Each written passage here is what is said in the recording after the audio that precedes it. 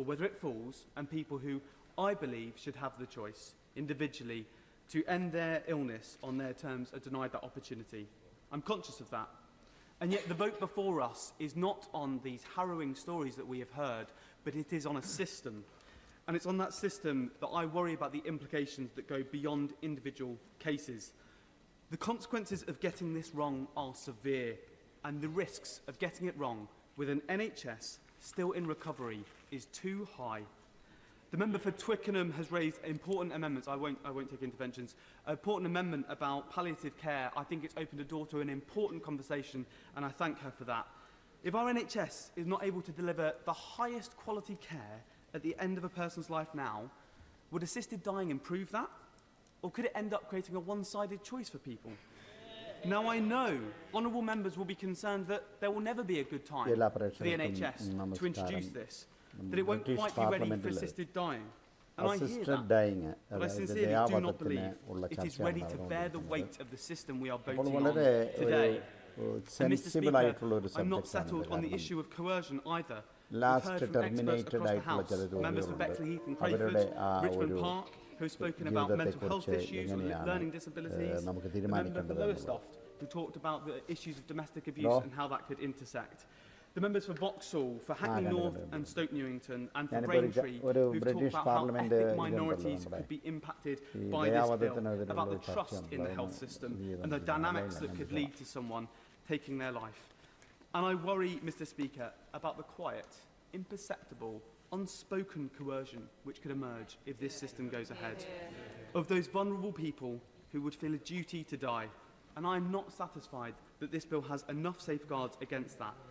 It is for that reason that I'm voting against, and call others to do the same. But I will say to those watching at home, I hope that people can share my confidence that whatever lobby people walk through today, they have reached their decision with great care and great consideration. To weigh up the consequences, good and bad, of this vote, it's been a burden of the duty of this bill, and I share that burden with others today. Thank you very much, Mr. Speaker. We all, I believe, come to this place every day determined to improve not just our society, but the lives of those who live in it, of our constituents. We want to give them more choice, more opportunity, but we also have a responsibility to protect the vulnerable and to alleviate suffering. And I don't believe that that responsibility has ever weighed more heavily with any of us, or been more present in our thought and our debate than it is today.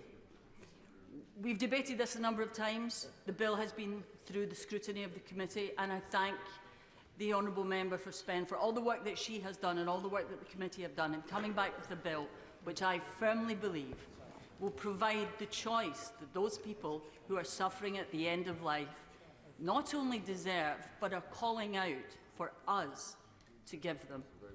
I would also like to reassure all of those in the disabled community, those who are perhaps suffering from an eating disorder or a mental health issue, that they are not in any way put at risk by this bill. The committee has gone to extreme lengths to ensure that there are safeguards and that they will not be eligible for an assisted death because they will not have a terminal illness.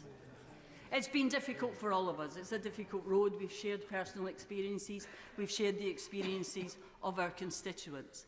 And I don't think any of us will go through the lobbies today without having had some doubts, without having examined our own conscience and our own responsibility. But, Mr. Speaker, I have to say I believe that what the committee have done, what the House has done, is come up with a bill which does what the people of this country want. Offers choice to adults with a terminal illness with the safeguards that we need. And I would ask all members to support the Terminally Ill Adults Bill. Thank you. Lewis Atkinson. Thank you, Mr. Speaker. The judgment, it strikes me, in front of us today is would permitting some terminally ill adults to choose an assisted death reduce suffering without inadvertently creating undue risks to others. I am clear, having worked in the NHS for 19 years, that my judgment is it absolutely can do this. I know the lengths that the NHS and our hospice movement go to provide care at the end of life. The beloved pet coming in for the last cuddle. The compassionate conversation in the middle of the night that calms fears. Some have suggested that our health service could not safely introduce assisted dying for patients who are already in regular contact with the health service, because by definition they are terminally ill. I know not just the professionalism of NHS staff, but I've also seen the thoroughness of which other medico-legal routes, for example Mental Health Act tribunals, which are in many ways analogous to the provisions of this bill, which they're implemented. The NHS has shown over decades that it can safely implement social and legislative changes passed by this Parliament. The 1967 Abortion Act, implemented safely by the NHS. The regulation and provision of IVF under the Human Embryology and Fertilisation Act. This bill has rightly been amended to allow up to 4 years commencement, to allow all of the preparations that are needed to take place. The Chief Medical Officer reminded us that the NHS deals with life and death decisions every day. And while the processes in this bill are new, crucially, they build on a solid foundation of existing practice. The Mental Capacity Act. As others have said, a person with a terminal illness receiving critical care can at the moment say, "Doctor, I want to die, turn off this machine." And we use a simple test under the Mental Capacity Act to permit that. Under this bill, rightly, there are further safeguards, but the decision is essentially the same. "Doctor, I want to die, give me something to drink." This is absolutely not about the state killing people. These people are dying at the moment. The CMO also gave evidence to us, and he stressed that the secondary legislation powers are necessary to permit ongoing safe regulation. Those powers not only require the Secretary of State to ensure that codes of practice and regulation are in place, but they also give him the opportunity to react post-implementation should there be any cases that were unduly concerning. It is right that we are thorough in our roles as legislators. I have seen firsthand how the Honourable Member has sat with officials from the Department of Health and Social Care and Ministry of Justice to ensure the workability and safety of these provisions. That is not the case for the status quo, where people die lonely deaths of suicide, where people go to Dignitas. For those people, there are no checks on capacity or coercion. There is only trauma, and therefore I commend this bill. Dr. Neil Hudson. Thank you, Mr. Speaker. I start by saying I fully appreciate and respect the differing views on both sides of this debate, and I thank the huge number of my constituents in Epping Forest who've contacted me about this bill. I have to say this legislation to permit assisted dying or suicide leaves me with many concerns. I fear that some frail and vulnerable people may start to feel a burden to their families and feel some pressure to proceed down this path. I also worry that this legislation will bring in a fundamental change in the doctor-patient relationship and a foundational change in what our precious NHS is and what it stands for. I am concerned on the possible pressure it will place on medical practitioners when it comes to diagnosis and prognostication, which we know is not an exact science. Furthermore, while we have a palliative care sector that provides high-quality, compassionate and dignified care at its best, sadly, access to palliative care across the country is not at a uniform level for all people who need it at the end of their life. We have a palliative care sector that sadly is being left to the charitable sector in terms of the majority of funding and delivery. That is in no way intended as a criticism of the amazing charities and hospices involved in the delivery of this care. But I think it's not right, Mr. Speaker, as a society, that the state will fund how someone comes into this life with obstetrics, maternal care, neonatology and paediatrics, but not how they leave this life. I believe our priority should be addressing this palliative care situation before we go anywhere near bringing in assisted dying legislation. Finally, Mr. Speaker, I wanted to say some remarks as a veterinary surgeon. I won't give way. I preface this by saying that I am in no way equating the passing of an animal with a passing of a human, which is of a completely different order of magnitude. But the end of an animal's life has sometimes been drawn into the discussion of human-assisted dying. Many of the protocols and drugs for this are similar to those being discussed for humans. As a veterinary surgeon, I have been involved in countless numbers of cases of helping animals, large and small, pass away for many, many reasons. Each decision with the owner is very difficult and often heartbreaking. But what I would say is that the final act isn't always routine, and it doesn't always go smoothly or according to plan. Apart from a couple of powerful speeches from members last week, we have not really addressed this issue of medical procedures and complications in this human debate. I shudder to think of the implications for the patient, their loved ones, and the coordinating doctor if things do not go smoothly and peacefully. Surely, Mr. Speaker, this must give us all pause for thought. And so, Mr. Speaker, for these and many, many other reasons, I again will be voting against this legislation today. Final speech, Leila McAvoy before the front benches. Thank you, Mr. Speaker. I'd like to thank my friend, the member for Spen Valley, and celebrate her encouraging kindness throughout this whole process. I agree with many in the House that the status quo is unacceptable, and that's why most of us are here. I'd like to urge colleagues who, like me, are in favour of the principle of choice at the end of life to use their vote today, not on the principle, but on how this bill will work in practice. This is not an opinion poll, and there are very real trade-offs. Without palliative care parity across the UK, this new way to die offers a replacement, not a real choice. I am pleased to have the support of the former Prime Minister, the Right Honourable Gordon Brown, on these arguments, as well as a huge number of medical professionals.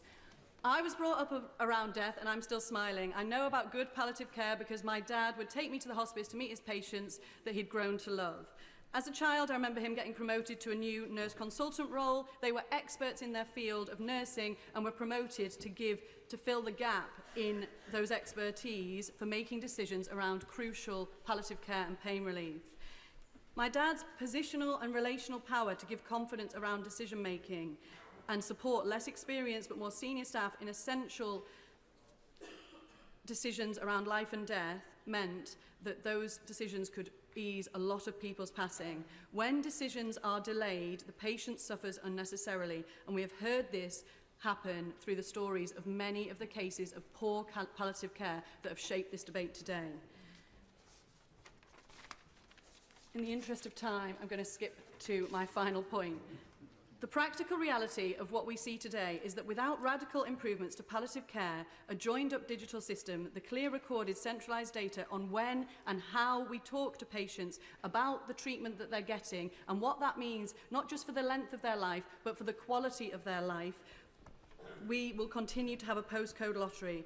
With a finite number of experts in our NHS, this decision to bring in this new way of dying will simply deprioritise addressing the gaps in provision of good quality palliative care, which will affect most of us, in favour of offering a new option to the minority of people who will be eligible. That is not in line with my values, and that is why I can't vote for it. We come to Shadow Minister Dr. Kieran Mull. Thank you, Mr. Speaker. Can I begin by first thanking the clerks for the considerable work they have undertaken to support members across this House in preparing amendments across so many different elements of what is a complex issue. And I know, Mr. Speaker, you gave a great deal of thought to which of those we voted on, and I also know you had a difficult balancing exercise giving time to this bill versus the limited time available on Friday sittings.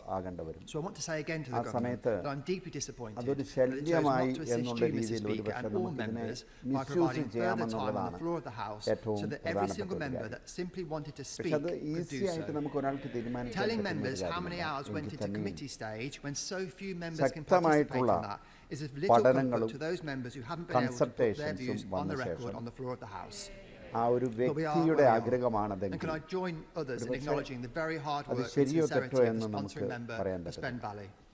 Now is the moment when we vote on her bill in what we have to assume is its final form. There may be changes made in the other place, but there may not be. If you vote for the bill today, you must do so happy that this is the version that will come into law. As we conclude, I want to return to what I said at second reading. No one on either side of this debate can claim only their side is being motivated by care and compassion for others. We have heard powerful speeches motivated by concern for others, for those both in favour and against this bill. The Mother of the House, the member for North West Hampshire and Glasgow North, and the member for Glasgow North East were some powerful examples. The member absolutely served the memory of her brother well. But on either side of the debate, we should resist the temptation to give ourselves false comfort.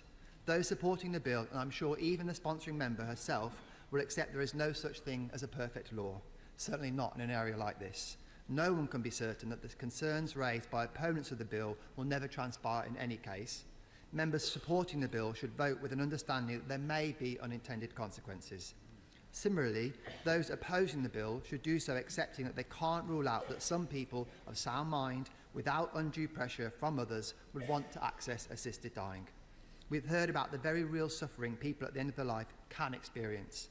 How much this suffering can be relieved by palliative care has been a point of real contention.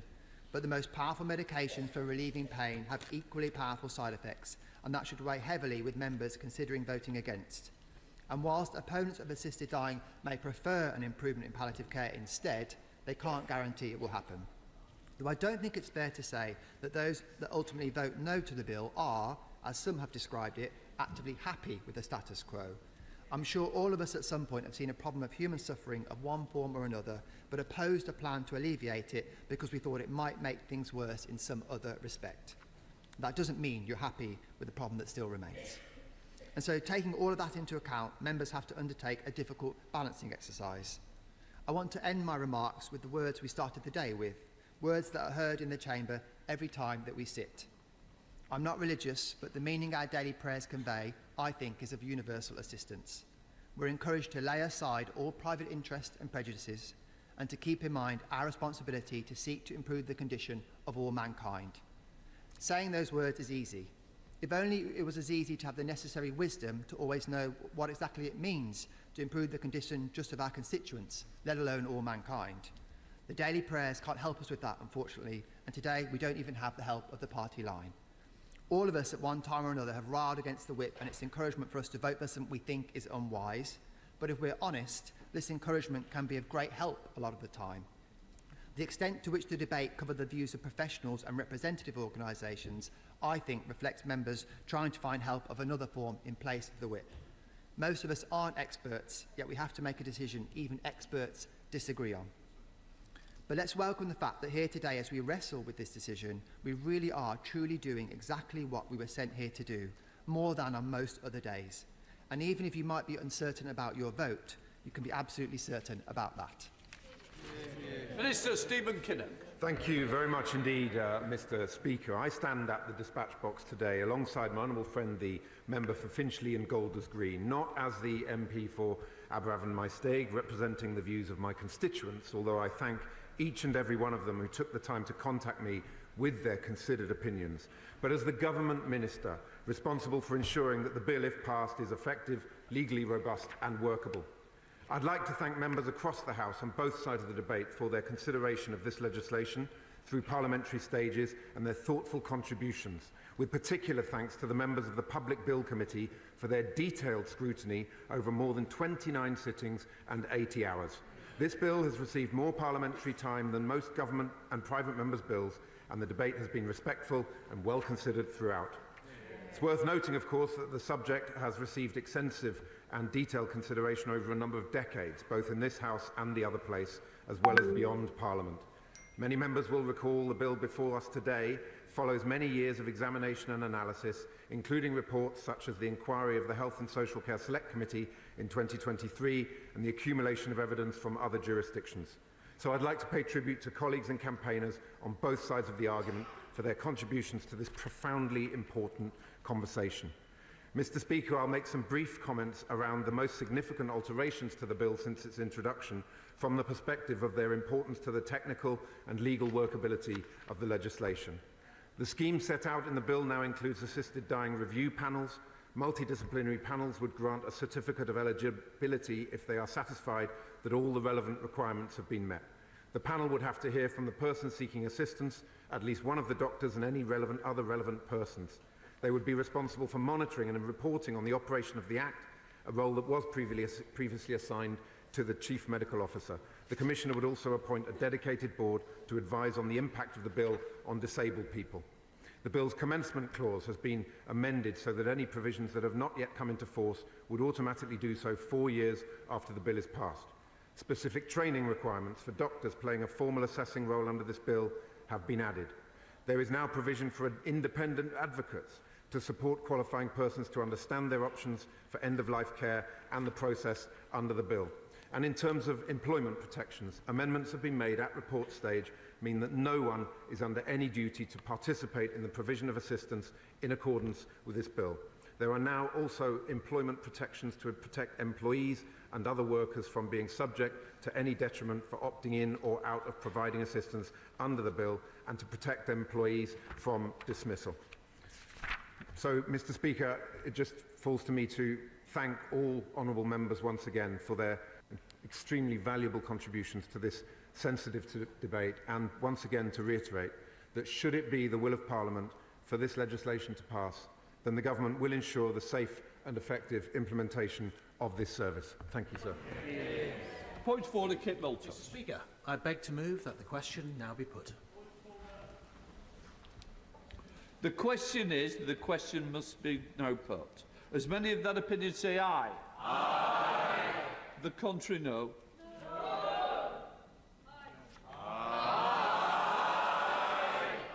I'm just going to put the question again. The question is, the question be no put. As many of that opinion say aye. Aye. Of the contrary, no.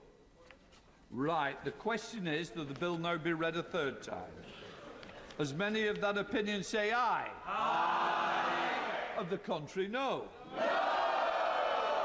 Division, clear the lobbies.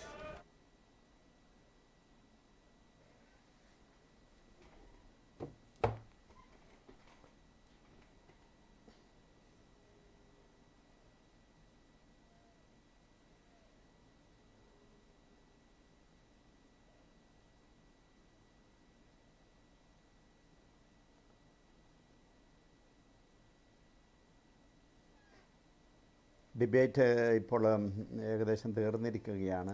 അപ്പോൾ അതിൻ്റെ വോട്ടിങ്ങിനുള്ള preparation നടന്നുകൊണ്ടിരിക്കുന്നു. British parliament അപ്പോൾ വളരെ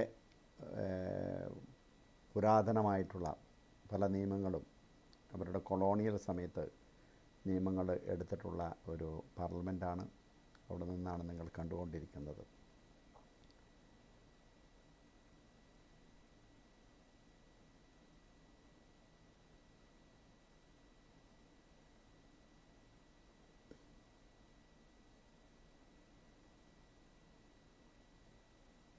ഇതിൻ്റെ അടുത്ത ഭാഗത്തേക്ക് കിടക്കുന്നതിന് മുമ്പ് എല്ലാവർക്കും നന്ദി, നമസ്കാരം.